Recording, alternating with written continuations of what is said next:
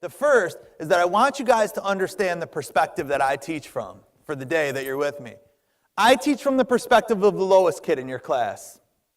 The kid who, with all due respect, when you all rank a kid first in your class rankings, guess where you have to rank another one? Last. Does anyone ever think about that kid? Because I want to make clear to you all in this room right now, that's the only kid I think about. You know why? Because 95% of the building is thinking about number one. Heck, for 17 years or 18 years, the number one's life. Every single day they've been told how great they are. And rightfully so. I have no problem with that. That being said, let's be clear. There are some kids in the same building that have come for the same amount of time or longer. And nobody once has ever told them how great they are. Predictability, knowing what's going to happen before it happens and being prepared for it. I'll give you another example of what I mean by this from a teacher to kid perspective. You all tell me what happens every single time in this world. I don't care where you go. When I, the teacher, deliver a message to, what's your name? Troy, that says this, ready? Knock it off. As I'm walking away, what does every Troy in the whole world do under their breath as you're walking away? What do they do? Yeah, the little famous mumble grumble under the breath. Do you know what I mean by that? So tell me if I'm wrong. Does this not happen every single time? You say knock it off. You start walking away. And as you're walking away, doesn't every kid in the whole world do something like this under their breath? Whatever, Mr. Medley's such a f***ing asshole anyway, dickhead. Hate your guts anyway, you skinny, tall, bald, geek-ass motherfucker. You don't even know. Fucking call my cousin up, he'll knock your ass out. Then I'll get my uncle down, he'll get you too, you skinny, high pants wearing geek, think you're so cool, motherfucker, hoe-ass, bitch-ass. Every kid, do they not? But you know what's amazing to me? What's amazing is that some of us in this room, we still get caught in what I call is the single most basic trap in the history of education, because you know what happens? We say knock it off, we start walking away, the kid mumbles, we get to hear, and we actually stop. And we turn, and we ask the single dumbest question ever invented in the history of education.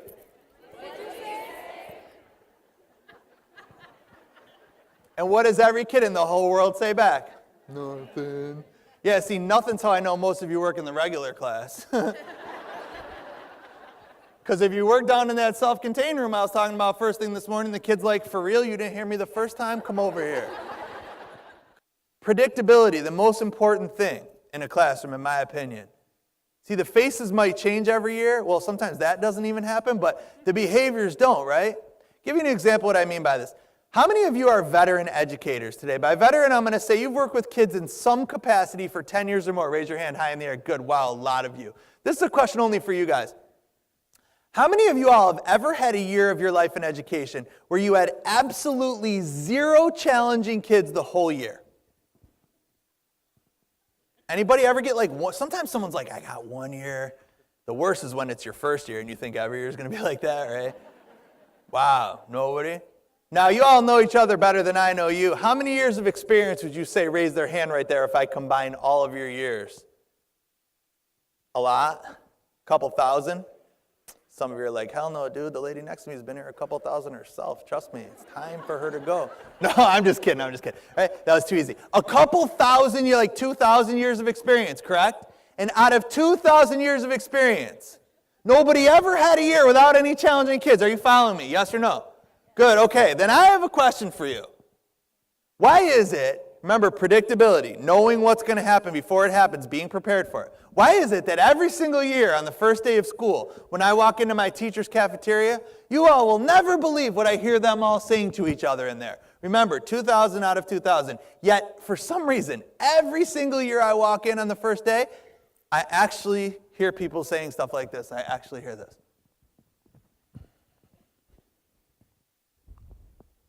Ugh. Ugh. Ugh. Ugh. Can you believe I got her this year? I mean, if I didn't have that girl in my class, my life would be so much easier. Yeah, but I got her. And you know what? What?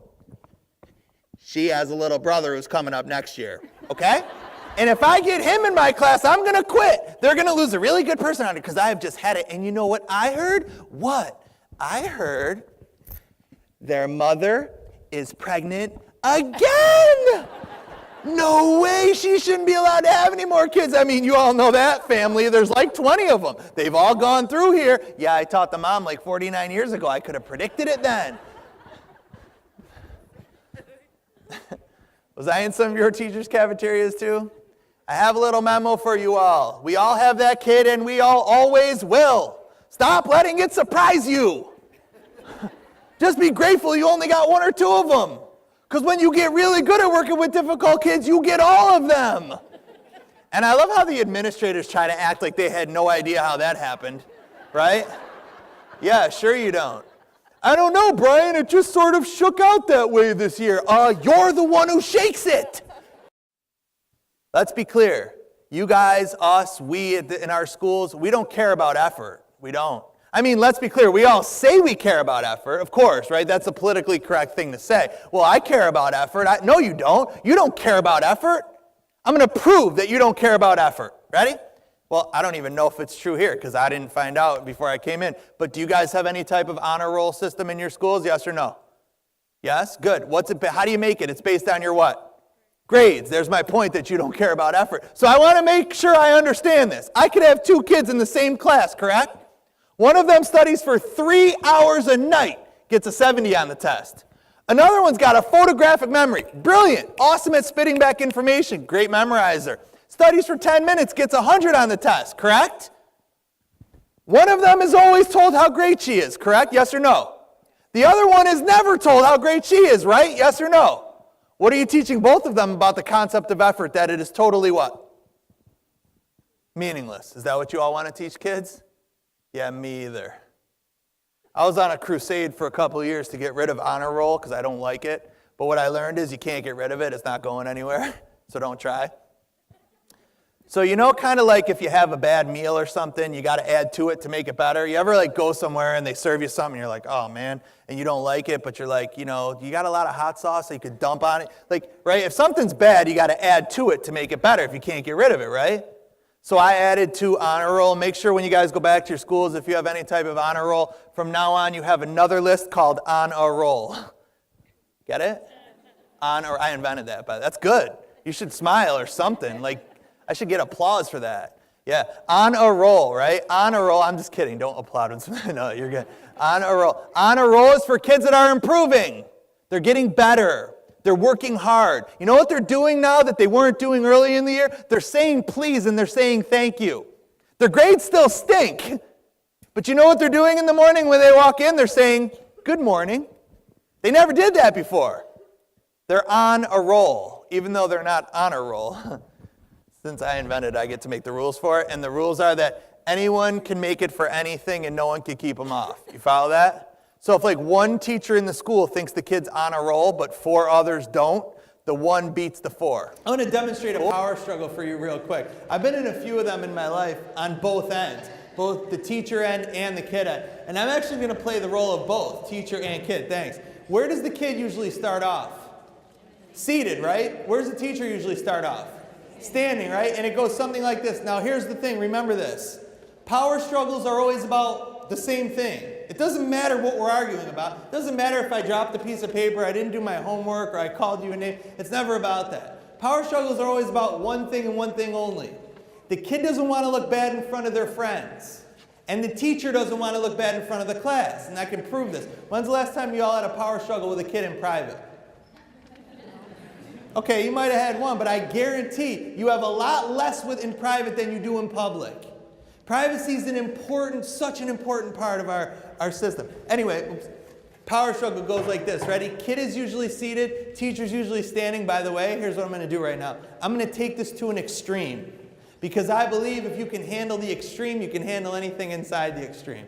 Anyway, tell me if I'm wrong, but does it not go something like this?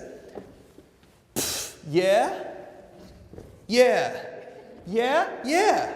Yeah, yeah, yeah, yeah. Teacher last word is usually what? Out. Yeah, or out, right. Kid, at least where I work, psst. Whatever. This class sucks anyway. Think I care? Ah, ha, ha, ha. What? What? Why don't you get up and say something? Ugly ass hoes. Bitches. What? Yeah, man, why don't you just shave it off, bro? Because you are losing it.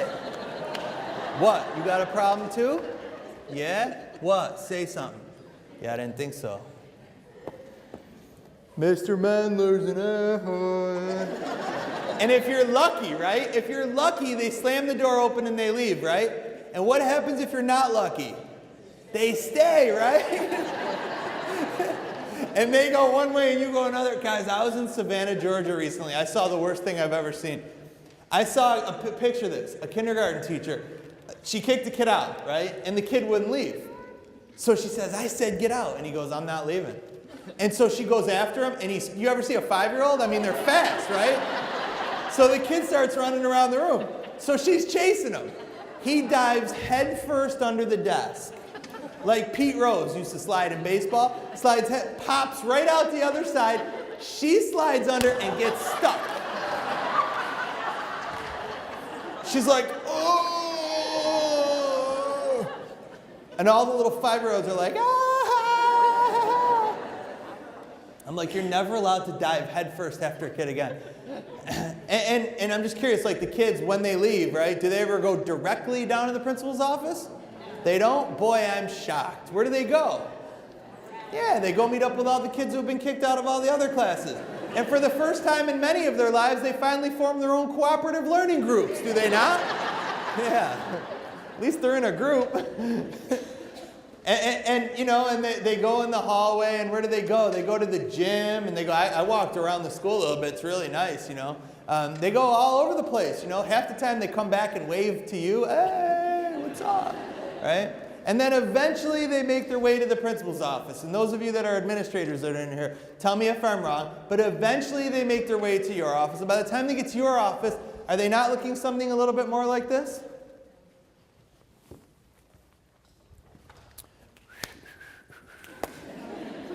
Morning. Regulars go right for their chairs. They're in there every day, right? They're actually pissed if someone's in their seat because they're like, that's my chair, get out. I'm in here every day. Administrative secretaries and difficult kids are really good friends, and a lot of times people ask me why, right? Look at you all like, yeah, I know, right? They are, but don't wonder why. Here's why, right? Because we always used to get kicked out, and then the principal's like being in the dentist's office. It's never like they see you right away, you know? You have to wait in the waiting area, and that's where the secretary is. So you're sitting there waiting, and you're like, she in a good mood today or bad mood? Really? She did? Which car did she drive? Is her husband in town or not? Oh, she did. Yeah. That's good, yeah. I know I'm down here again, but you know that teacher. I mean, you don't even like her either, admit it. I mean, your kids go to this school, and they didn't even have her. Right? By the end of this exchange, the secretary is offering the kid coffee. We're like, nah, we're good, right? Or can I make any copies for you? Like, yeah, you could do that. I have a test here, copies.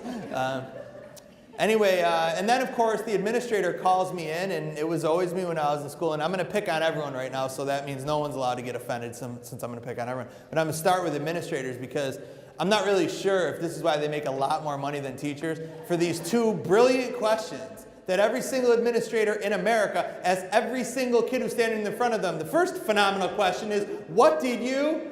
And what does every kid in the whole world say back? Well, but this is why they make the big money. It's for this amazingly intelligent follow-up question. Well, then why are you? And what does every kid in the whole world say back? I have no idea. I don't know. She's the one who sent me here, and you know that, lady.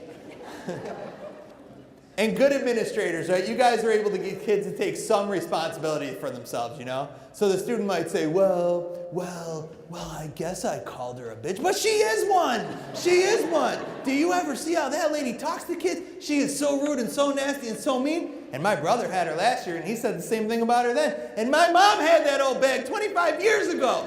Can't you guys find anybody younger?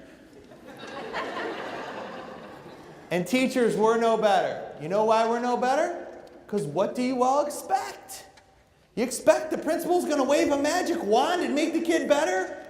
So where do they almost always end up sending the kid? Back to class, right? And then after promising to be good for, I don't know, the rest of their lives, they come back to class looking something much more like this, do they not?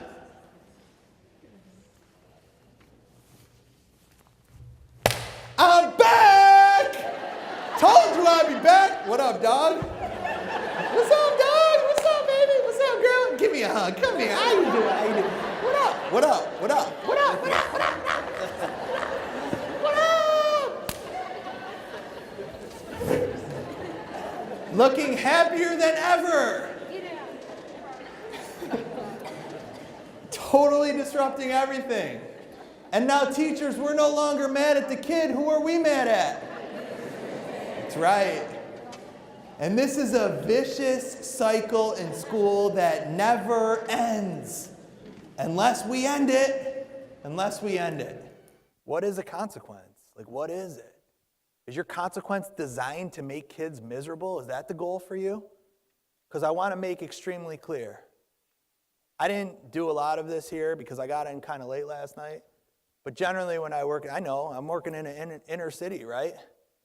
There are kids who go to every one of your schools that you and I, we could sit in a conference room for the next 3 months of our lives. And we could try as hard as we could to come up with ways to make their lives miserable. Yet here's the thing. We couldn't make their lives miserable than the world is already doing to it. We couldn't. There's kids who don't have parents. They don't have a mom and a dad. They live in a group home.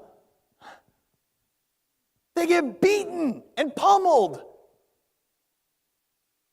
You're going to somehow make their life worse. Could someone explain that one to me? Nuh-uh, man. Every day you walk in that building, you do the opposite. Every single day.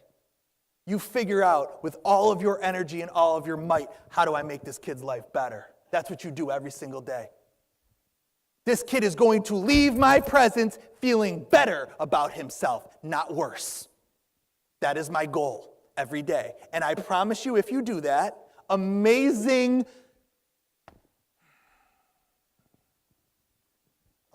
things will happen for you in your life. Things that you would never dreamed of happening will happen. Stop listening to the bull you-know-what. Stop. And start focusing on what matters. None of you went into teaching because you enjoyed the words common and core, did you? Is that why you went into teaching in the first place? No. You went into teaching because in some capacity you wanted to make kids' lives better. Let me be clear. Nobody from the state can stop you from doing that. Nobody. No administrator can stop you. No excuses. Stop. Nobody wants to hear them. I hate hearing excuses from my students. You think I want to hear them from my colleagues? I don't. I don't care. Get in your room and shut that door and teach those kids with every ounce of energy you have. And I swear to you, good things will happen. Every one of you gets an opportunity to decide what offends you and what doesn't. You decide. Stop letting kids offend you. Stop. Get tougher. Mr. Mendler, I hate you. You're a dick. I've been called worse back on page 10 now. Now. Or would you like to see me become a bigger one? Because I can. Notice what I did the second I was done talking to him with my body physically. What did I do? You guys, ready? 4 words. If you don't take anything else away from my session here this morning, 4 words, ready? Get out of there. Power struggles can't happen if you're not there. Move. Say what you need. Hit and run. Say what you need to say and go.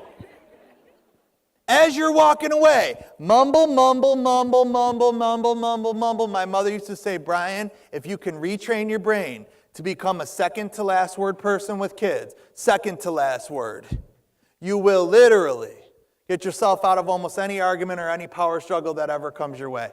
Because arguments and power struggles are always about one thing. What are they about? The last word, right? The kid doesn't want to look bad in front of her friends, and the teacher doesn't want to look bad in front of the class, and so they argue.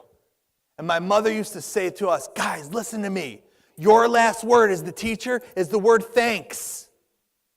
And then get out of there. So it goes like this, ready? I believe I saw you drop that piece of paper, and I would appreciate if you picked it up. Thanks, gone. As I'm walking away, what is she going to do under her breath? Mumble, mumble, mumble, mumble. But like my mother used to say, Brian, a little rain doesn't stop the airplane, and you are the airplane. Fly through it. So many teachers stop at the first little sign of turbulence. They don't give themselves a chance to get in the air. I want to close this presentation right now, my first part of the day with you, by reading a poem from one of my students. This is a really difficult kid. He's getting in a lot of trouble. His name's Mike Kelly. Mike was just, people couldn't stand him. He was one of those kids that just no one could look at. Everyone would be like, oh, you have him. And now, I don't know if you all realize this, that a lot of kids change, especially the years you all teach. They change over the summer in both directions. You have some really good kids who come back and they're a nightmare. You have some really difficult ones who come back and they're really well behaved, right? So make sure you give every kid an opportunity to succeed. Don't listen to each other if each other wants to complain. What I always say to my colleagues is, yeah, I know you didn't like him and I know you struggled with him, but I'm arrogant and I'm cocky and I haven't had him yet. I never heard Tiger Woods back in the day say, I don't know if I can handle this golf course. I think I need an alternative course. It's kind of too hard for me. Oh, because you didn't play well on it? Well, I don't want to try. No way, man. I will take any kid that anyone doesn't want, put him in my room. I haven't tried with him yet. And sometimes people call you cocky or arrogant for that. Well, they used to call Michael Jordan that too. Oh well. Anyway, I'm going to close with a poem. And the reason I'm going to close with this poem is Mike used to write poetry, which I didn't really know that he was doing. And my paraprofessional, I don't know if there's any paraprofessionals, teaching assistants. Are you all in here today anywhere? If you are, I just want to say this. This is not any company's opinion. It's just my personal opinion. I personally believe that teaching assistants, paraprofessionals, bus drivers, cafeteria workers, you guys are the most undervalued, underutilized people in our schools today. And I would like to thank you all for what you do.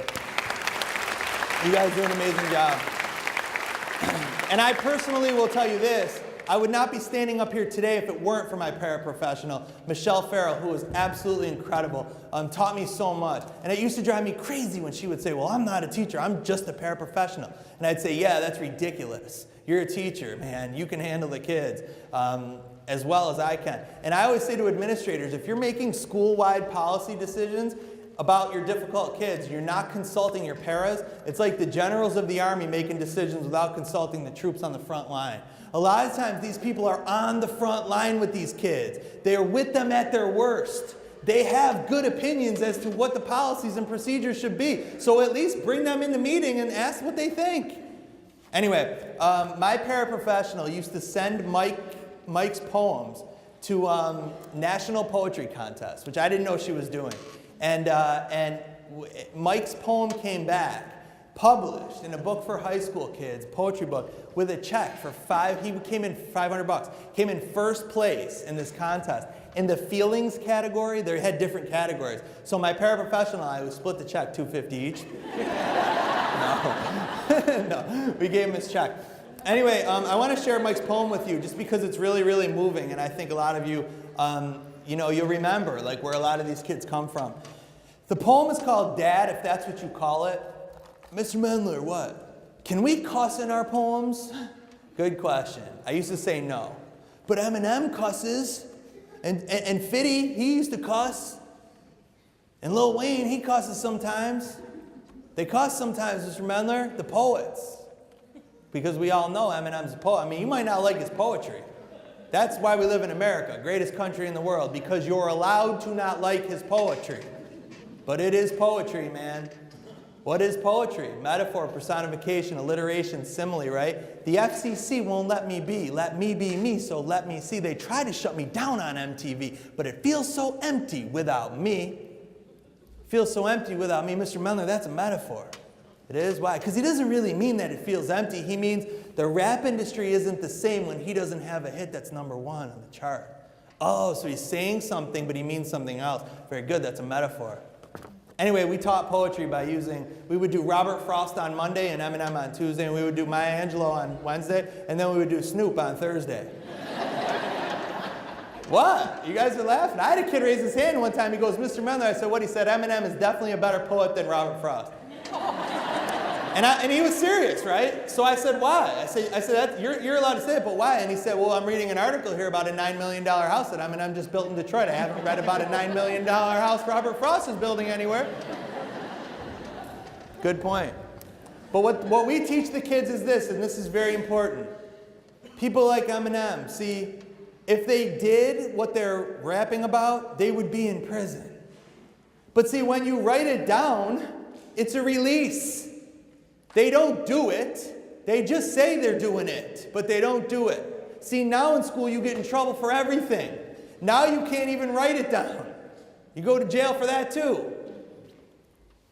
For those guys, sometimes it's a release. Anyway, they started writing, and the rule was this. Yes, you can cuss, but there better be absolutely no better way to say it. Because if you cuss every other word, then people will think you are a thug, and we don't want that.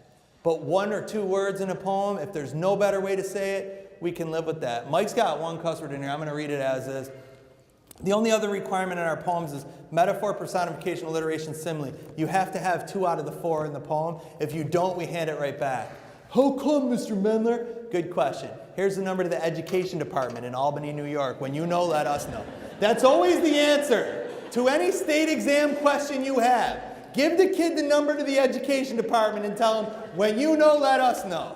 That way you don't have to argue it. It's the best answer ever. I had a kid call from my room one time. He sat on hold for 43 minutes. He said, Mr. Mendler, is there really anyone there? I said, I don't know, man. You all know that phrase, the people at the state, right? Is there really anyone at the state? I don't know. Anyway, I know. It's a joke. They're like, these guys are like, yeah, the ones who are giving you your paycheck, all right? We're the ones at the state. What? Anyway, Dad, if that's what you call it. And the poem goes like this. You can listen for the metaphor, personification, alliteration, simile. Even when you're here, you're never all there. You've smoked crack so long you're losing your hair. My friends all have fathers, but I can't compare. I've always been here and you've never been there. You smoke your crap right in front of my face. You're not my father. You're a fucking disgrace. Not just to me, but to your daughter too. All the bad stuff we say is always about you. You think you can come and go whenever you want? I'm not a convenience store. I won't hold your spot. You think it's cool to live in an RV? You're 42 years old and still think life is one big party. Your life's like a stinky, raggedy shoe. I just hope and pray that someday I don't turn out like you. This is the ability level. This is the ability level, you guys, of some of the kids that you all have in your class, that I have in my class, that we give up on because they call us a name, because they come late, because they didn't bring their books. Not in my world. See, whether you love my message this morning or you hate it, it is 100% up to you, and I will not argue with it you one way or the other. But I hope that you can argue with the passion and energy that I bring it with. I believe in this 100%, you guys. Change the lives of your kids. That's what you're entrusted to do every day, and you can do it. Anyway, you guys, I hope you realize that you're difficult kids. They will never in a million years thank you for sitting through 45 minutes to an hour with me. So on behalf of them, I will thank you. Good to meet you all, and I hope I see a lot of you later on. Thank you so much. Thank you. Thank you. Thank you.